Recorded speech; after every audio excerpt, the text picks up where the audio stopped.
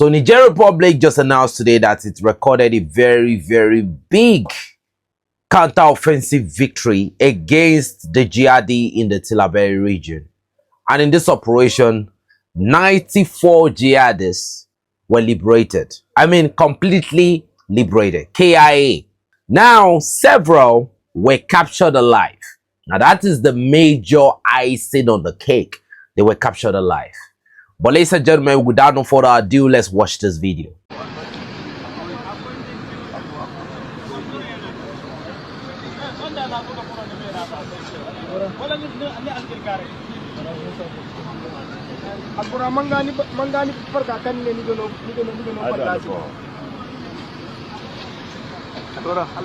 So early on, the jihad is actually notified the locals that, look, we are coming. You already know what time it is. Nothing is going to stop us.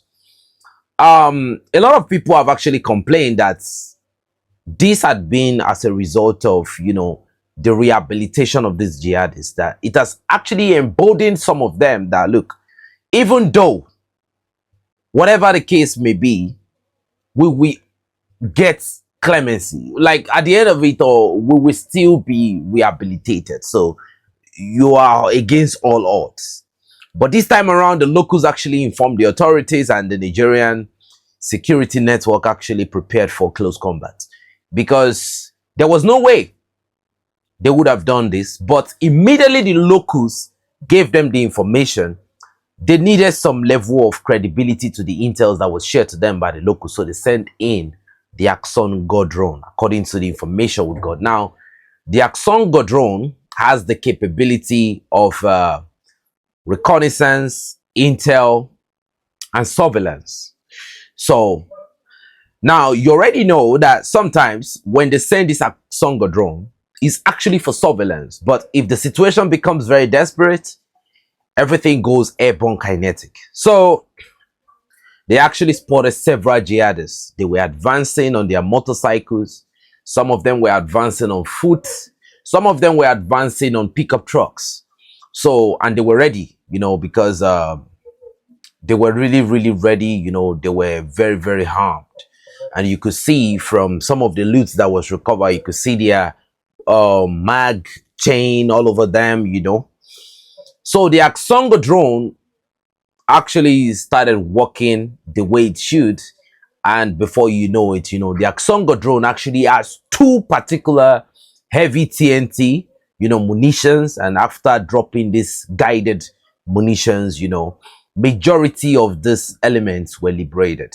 And some of them still stood their ground, I believe it's just a tradition of those people to fall on the battlefield. I think it's their way of life. Because if you look at them, there is only a major tribe that has always been like this. I've even been told by, a Fulani that I actually spoke with one-on-one, who actually told me that, look, we are a warrior tribe.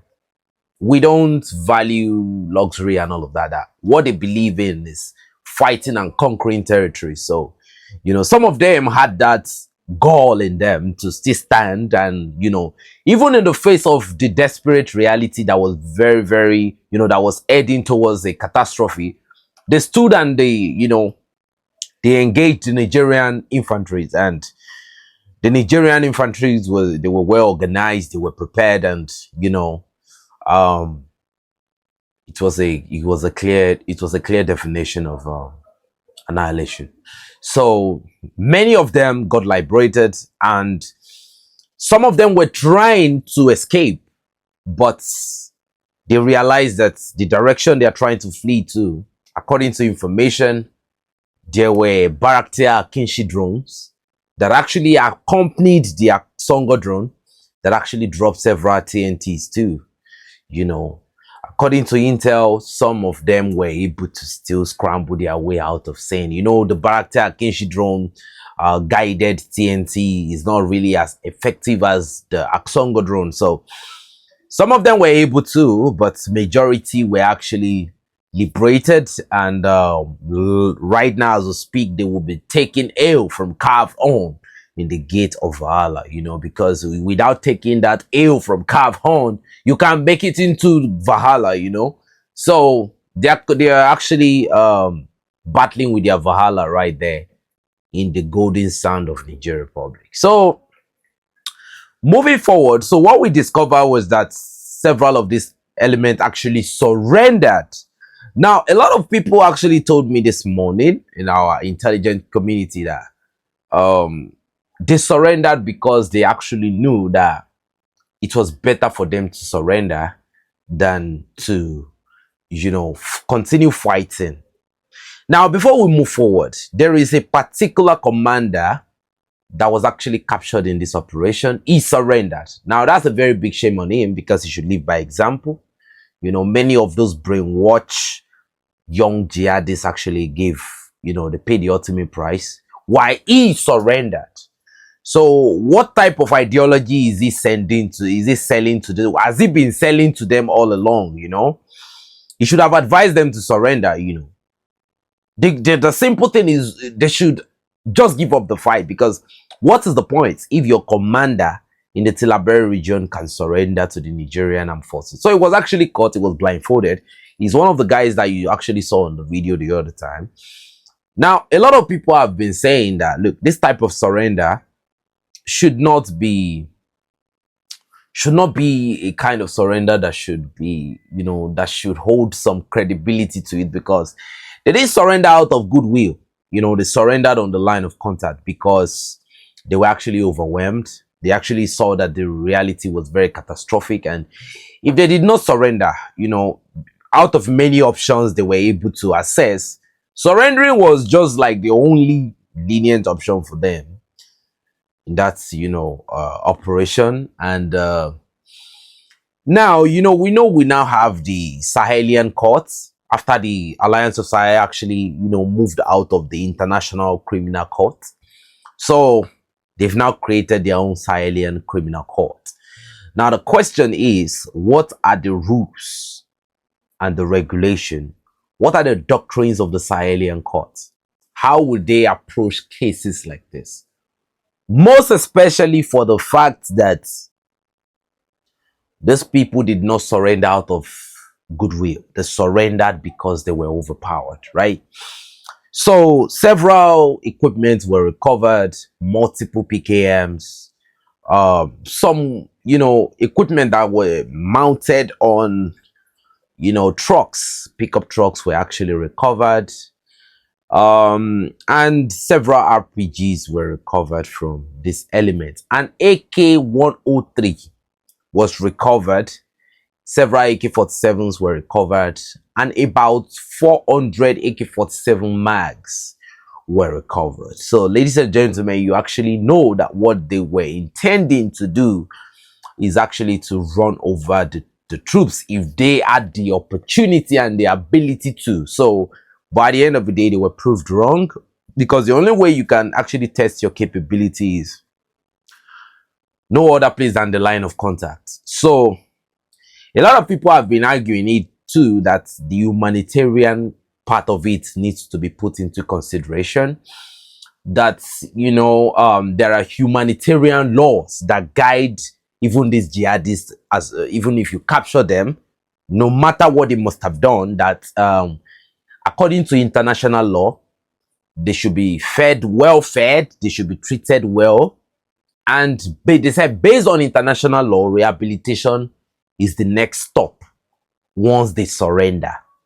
So, ladies and gentlemen, what do you all think about this whole international law and surrendering? Does international law apply to jihadists? Okay, if it applies to jihadists, do you think treating, you know, Islamic extremists or Islamic extremism, do you think it has any place in a sane society?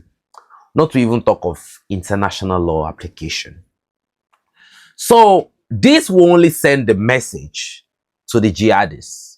You know, actually the multiple casualty that was recorded in this operation is going to be a devastating blow on the morale of these jihadists, this noble mujahideen that have chosen to give it up on the line of contact. So And it will boost the Nigerian armed forces morale, because earlier this month we actually noticed that when some of their generals were coming back from the visitation they had with General Abdurrahman Chiani, some of them were ambushed, and one particular commander was actually, you know, exactly in this Tilaberi region. So, you know, and this only shows that more than ever the Nigerian armed forces are well prepared.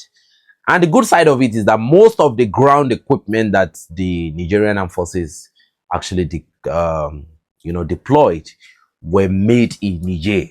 So they are not using Chinese equipment. They didn't use Russian pickup trucks or whatever.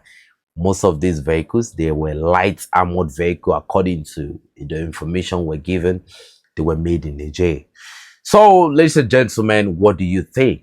Yeah, lest I forget, according to the information, there were also few casualties on the side of the Nigerian armed forces, fair and square. So, but you know, for every skirmish, there could be minor damage, but at the end of the day, who won? Who captured? At least, you know, the captured victim actually showed you that the Nigerian armed forces actually dominated the line of contact. So, what do you think about this information, ladies and gentlemen? Before we proceed, please kindly do well to remember to hit the like button, share with us, and help us subscribe if you're new on the channel. We would really appreciate it. So, secondly, Ghana has now declared that local language must now be incorporated into their teaching in the secondary schools with immediate effect. So they want to limit the role that English plays as an official language. And why, you know, the premise they're giving towards this conclusion is that the locals, our indigenous people, understand instruction better when it's being taught to them in the local language. Ladies and gentlemen, what do you feel about this information? Do you think this is something that should be, you know, encouraged? Do you think we should prop it up? And the thing is this, right? Okay, if I were to be speaking my indigenous language, would I be able to communicate with you guys? Well, I know it's a catch-22. There is a left to it and there's a right to it. We can't completely discard English because most of our people all around the world, you know, some of our descendants that were not born here, you know, that were born overseas, you know, for whatever reason, their parents actually, you know, left the shores of Africa to the Caribbean, to the United States, to the United Kingdom, to Canada. Africans are all over the place, you know. So the thing is, they were brought up in a different language. So, yeah, I think we should just apply each and every one with discretion, but it's actually a welcome development. What do you think about it? Now, the last information of today is we have several hydrocarbons now entering Mali. Dans le cadre de la mission Siragi, un trajet sous tension mais mené avec sang-froid. Derrière chaque citerne arrivée démontre une preuve de résilience qui s'affiche. Les femmes sont là, debout et restent fidèles à leur mission de protection et de soutien aux citoyens. Les transporteurs reconnaissants ont salué l'engagement des forces armées maliennes. Pour leur sécurité assurée, ils ont pu traverser ce corridor vital sans craindre pour leur vie. Vraiment, le convoi était très très bon. Il n'y a pas aucun problème, vraiment. On a beaucoup adoré le convoi, Sylvie de Lai. Ouais, c'est comme ça on va. On est venu, mais soin et soif, il n'y a aucun problème. S'il y a quelque chose, tout le monde s'arrête, on vient, on vérifie. Si c'est bon, on continue. Moi, mon message, c'est que ce que font le président, la S, là, vraiment c'est bon. Comme ça, là, nous, le chauffeur, prenez la route là, venez ici sans convoi là, vraiment, c'est pas. Mais maintenant, là, quand on vient là, si c'est ici ou bien c'est quelque part, avec convoi là, nous, on est content. Donc, il n'y a aucun risque, il n'y a aucun problème. On peut aller, on peut rouler. Et ce n'est qu'un début. Le commandement militaire se veut rassurant. La sécurisation des convois ne fait que commencer. Les escortes se poursuivront pour ravitailler les grandes villes du Nord. Non seulement... The fuel crisis in Mali is actually disappearing as I speak to you. But I have to say something, okay? I was watching on X today some of the top influencers. They were actually complaining, you know, some of them were even blaming Assimi Goita and all of that. And, you know, now here's what I have to say, right? I have never seen, I think after Nigeria, when it comes to division, I think the country I would pick next is Mali. Okay, we can't deny the reality that Nigeria is a very, very divided country. Nobody should question that. That's an unquestionable truth. It's a very, very divided country on so many fronts. Religious front, ethnic front, financial interests. In fact, some of their celebrities even help them to pour more fire into the flame of division. So those that know, there are only few of us that have gone beyond the boundaries of religion, ethnicity, and all of those topics that only come up during the election time when the politicians are trying to sell their political agenda. There are so many things to be talked about, but that's a topic for another day. So, as we speak, you know, it was Sikasso yesterday, but now more hydrocarbon has entered Mali.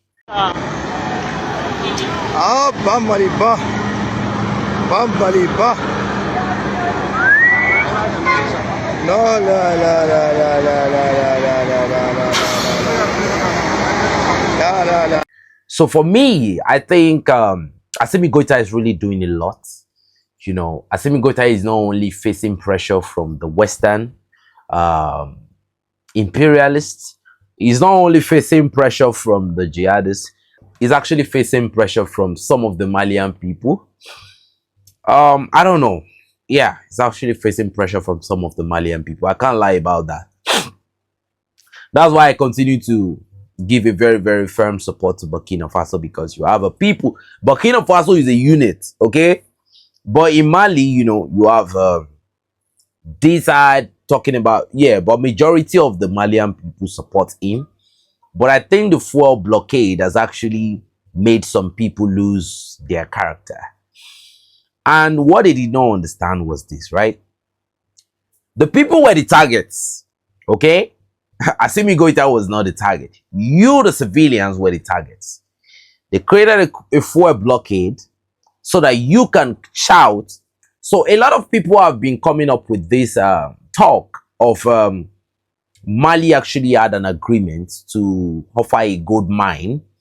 You know, there were some investments by the United States companies, you know, in some of the gold mines in Mali. One that we know of, this is not Assimi Goita's doing. This is the doing of the people of Mali. I actually heard one of the Malian, you know, celebrities say things like, you know, what is even the essence of the resources? We've actually seen some Malian people even call Assimi Goita corrupt. It shows the character of the type of, look, Assimi Goita is not Mali. Assimi Goita is one person trying to liberate the people of Mali. But the billion-dollar question is, sometimes, you know, if you look at, if you have a good heart to liberate people, and you look at the behavioral psychology of the people, sometimes you can actually, it can break you down. But I really give Assimi Goita a lot of credit, you know, to still be standing firm. So far, so good. Assimi Goita is being confronted on 3 fronts, okay? You know, there are a lot of, that's why you see it's coup d'etat, you know, the NGOs, the foreign embassies, there are too many issues, right? But so far, so good. I think, you know, for me, I said it on our Telegram channel today that, you know, the holy Burkina Faso to me is still the one on top, you know, when it comes to unity. The Malian people, you know, they have a lot to do. They have a lot to do on themselves, on their own psychology. Nobody will do it for them, okay? Nobody will enlighten anybody on this fight. You know, the question is, do you want to go back to where you started from, or do you want to move forward from here? So, ladies and gentlemen, sometimes, we have to tell ourselves the bitter truth. I know the Malians watching, they might feel a little bit jacked up, like, oh, I was Andre talking about today. But that's the reality. What I do think of most of the time is, if you can go through the COVID period and you came out on top, unscattered, you should actually know within you that you can go through anything in life. But, fuel blockade, Western colonization actually messed up a lot of things for us. You can see how they control everything, block the fuel.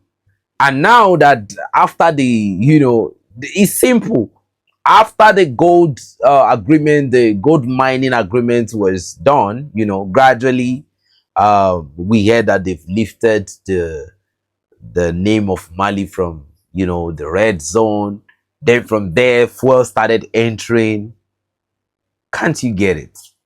So the question is, was it Assimi Goita that imposed that fuel blockade, or the powers that be? So it's now down to the Malian people to address themselves internally. Assimi Goita is not going to do that for you. Everybody has the right to life and to make their individual decision. For now, I'll be signing out, ladies and gentlemen. It's your boy 7200 signing out in Oseba before I go.